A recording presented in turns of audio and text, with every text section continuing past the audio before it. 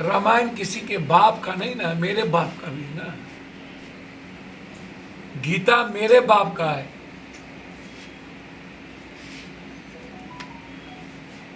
हनुमान मेरा भी है।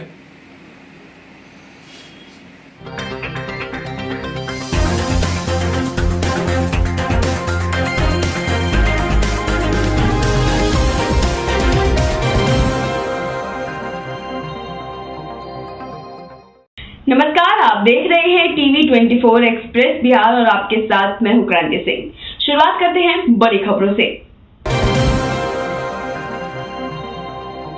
नीतीश कुमार का, जिसमें उनको खलनायक के रूप में दिखाया गया, क्या मानते हैं इसको?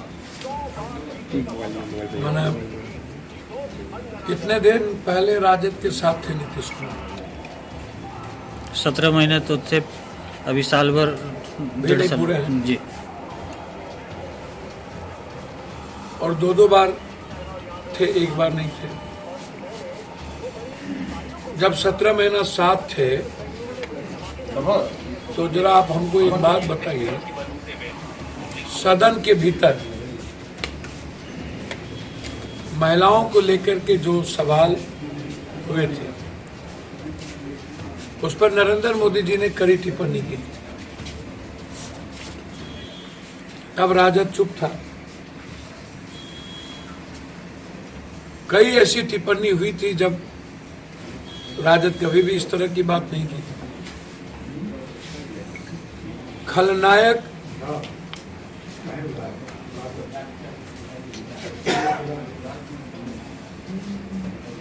पिता की तरह जिनसे आप कभी सीखते हैं, एक मर्यादा तो रहनी चाहिए ना। राजनीति बिहार के मुद्दों पर हो, बीपीएससी पर हो, यूरिया 250 की 450 पर मिलती है, डीएपी 600-700 का 1600-1400 में मिलती है, नेपाल ब्लैक मार्केटिंग हो जाता है, किसान को पानी नहीं मिलता है, किसान का एमएसपी नहीं है, मंडी नहीं है, फसल नहीं है, पलायन सबसे ज्यादा किशनगंज से सीमांचल से ज्यादा होता है, न्याय प्रक्रिया नहीं है, मेडिकल सिस्टम की फैसिलिटीज नहीं है। तो आप बात करिएगा आम आदमी के जीवन की ना, हर चीजों का राजनीतिकरण, पॉलिटिकलाइज। हमें यह देखना होगा कि नीतीश कुमार जी का इंटेंशन क्या है। जो लोग गांधी के हत्यारे को भगवान मानते, अंबेडकर के संविधान को एक्सेप्ट नहीं करते हैं, वो लोग क्या हैं? गांधी के हत्यारे खलनायक नहीं है।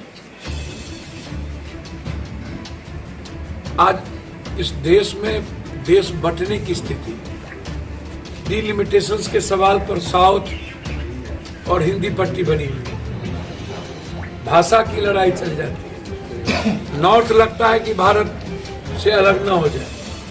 हालात मणिपुर की, कुकीज की, मत्तो की, असम की भी लगभग स्थिति यही है।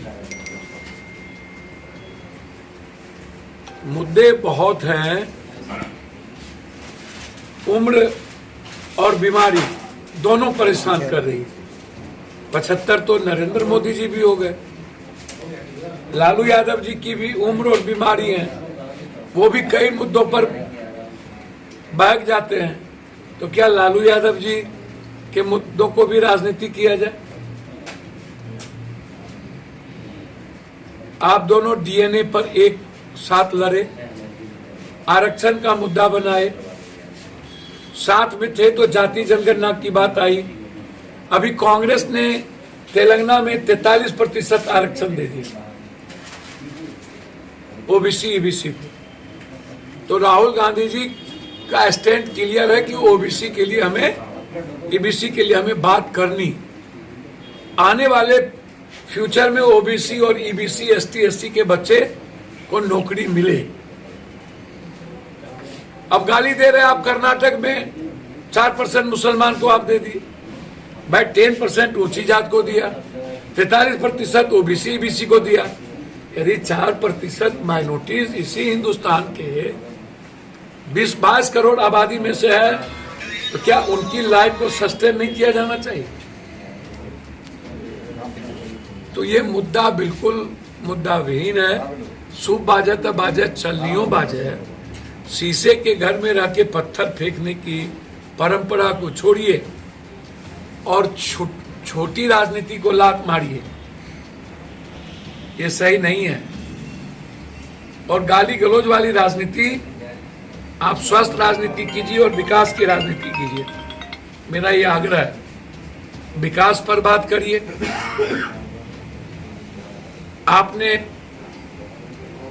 एनडीए गठबंधन बीजेपी ने हमें फैक्ट्री नहीं दी, हमें विशेष राज नहीं दिया, विशेष पैकेज नहीं दिया, हमें आईएमए नहीं दिया, हमारा एमएसपी नहीं दिया, पलायन नहीं रोका, बंद पर एक फैक्ट्री चालू नहीं है,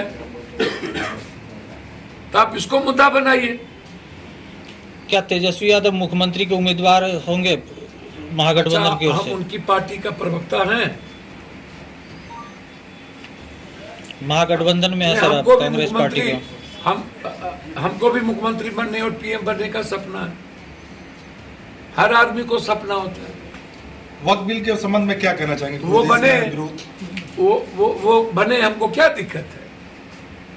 उनकी पार्टी उनको तय करना है। लेकिन सवाल उठता है कि कांग्रेस को बगैर आगे किए, बगैर कांग्रेस के बड़े भाई की भूमिका में लाए आप एनडीए को नहीं हरा सकते। लेकिन चुनाव से पहले सीमांचल पे कुछ ज्यादा ही फोकस राजद नजर आ रहा है। हमको तो समझ में नहीं आता है। आप डबल इंजन, आप किंग मेकर थे ना। देवगौड़ा और गुजराल को पीएम बनाते थे, कहते थे कि मेरा फादर बनाता था, तो आप उस वक्त 63% आरक्षण क्यों नहीं दिए?